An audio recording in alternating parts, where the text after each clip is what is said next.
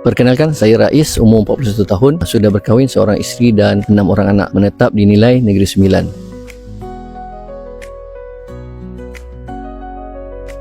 Saya faham kepentingan medical protection dalam perancangan kewangan. Oleh itu, sejak 2012 lagi saya dah langgan medical card takaful. Namun dari tahun ke tahun punya bayaran tu meningkat sehingga saya rasa tak berbaloi dah nak teruskan. Sebab kalau seorang pun bayar 150, kalau ada 6 orang anak saya perlu bayar lebih kurang RM900.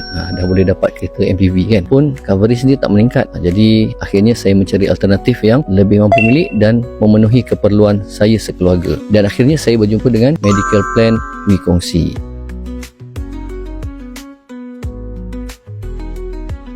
Wikongsi ni menariknya, kita hanya bayar yuran keahlian serendah RM40 sahaja sebulan. Kemudian untuk sumbangan bulanan pula antara kosong sehingga RM50. Tapi sepanjang 2 tahun lebih ni baru sekali sahaja bayar RM50. Selain daripada tu semua bawah RM50. Dengan bayaran yang jimat macam tu, kita boleh dapat perlindungan perubatan sebesar RM1 juta setahun. Dan itu bukan hanya untuk cover rawatan inpatient di hospital, tapi sekarang cover juga rawatan outpatient di klinik. Dan kita ada lebih 4,500 klinik serta 271 hospital tersebar di seluruh Malaysia. Dan yang paling penting, program ini patuh syariah.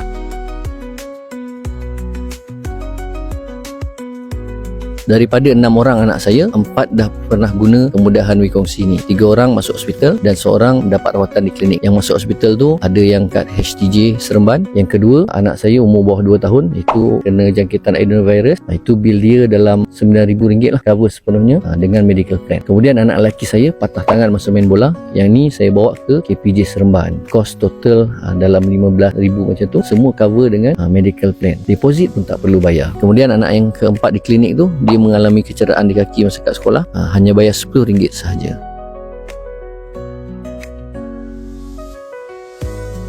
Jadi bagi kawan-kawan di luar sana yang belum memiliki perlindungan perubatan ataupun rasa terbeban dengan kenaikan medical card, boleh pertimbangkan untuk langgan medical plan Wikongsi ni. Wikongsi